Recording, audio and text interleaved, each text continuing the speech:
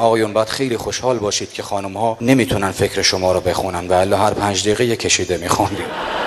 شاید خانمتون نمیدونست برای چی میزنه اما تو میدونستی برای چی داری میخوری. خداوند عالم همه چیزهای خوب رو به خانم ها عطا کرده. مثلا آقایون رو عطا کرده به خانم ها. امیدوارم یه مجموعه قوی طنز که فاصله کیلومتری گرفت از مجموعه طنزی که در تلویزیون حضور دارن مثل پایتخت باشه که مردم خیلی نگاه کنن و دوست داشته باشن. کسانی در این فیلم ایفای نقش کنن که واقعا شاهکار هستن. خانم ها آقایان، جناب آقای محسن تنابنده اینجاست.